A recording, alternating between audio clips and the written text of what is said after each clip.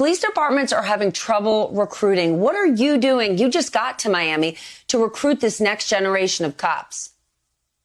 Hey, well, hey, good morning. Thanks for having me. Well, we're actually going out and spending a lot of time with young people in the high schools and junior high schools and elementary schools, having one of the most, effective police activities league.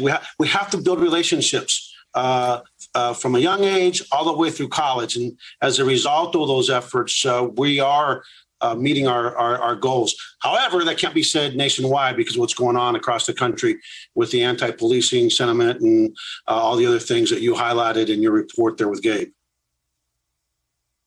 There's a very big difference between peaceful protesters and looters.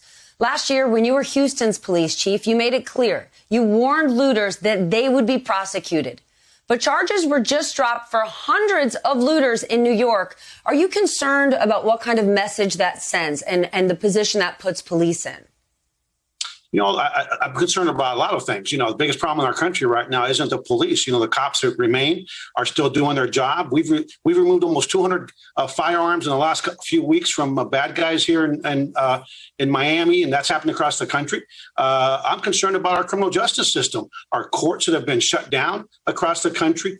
We have activist judges across the country. We have DAs that aren't charging people. And so it's like a perfect storm. These officers that remain, they're committed, they're dedicated, they want to make a difference. But when they see themselves put themselves at risk and their families at risk, just to see charges dropped wholesale and just to see violent criminals that are being coddled, it really has, I think, an impact on the psyche, the morale, and quite frankly, a lot of officers around the country saying, why am I putting myself at risk if the criminal justice system isn't going to do their jobs and if the community isn't going to speak out on behalf of the good cops and on behalf of the victims in this nation?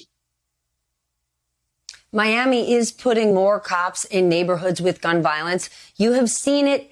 You have seen that violence cut nearly in half. But at the same time, we've seen several mass shootings in your city. Help us understand the solution that you believe will work.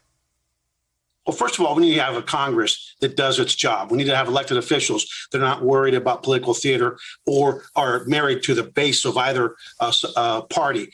Think about all of these mass shootings we're having in our country. If those were people that were Muslim, foreign extremists, or even homegrown extremists, and not just everyday crazy kids that are going around shooting the city and other cities, Congress would be tripping over itself to close the gun show loophole, to have a real universal background check, to do a myriad of things to help keep firearms in the hands of law-abiding Americans of sound mind, not of the hands of people who don't belong having firearms. And so we need Congress to do its job, and we need them to pretend that it's foreign extremists that are shooting up our cities instead of Americans.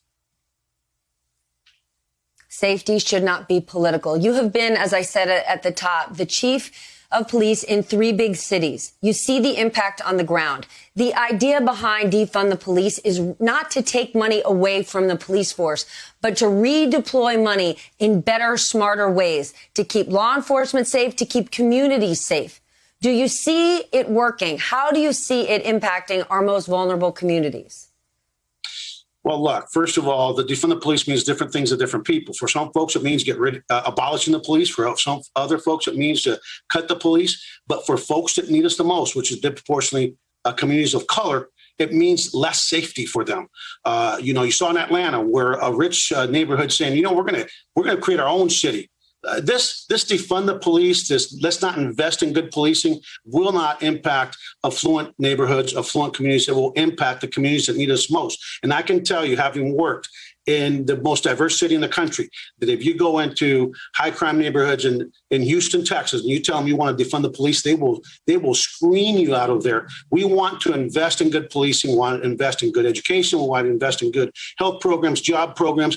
And COVID has taught us, when it impacts the entire nation, Congress acted. Well, Congress needs to act on policing. They need to act on reform, and they need to act on the safety of the American people. And they can do all if they put their minds to it.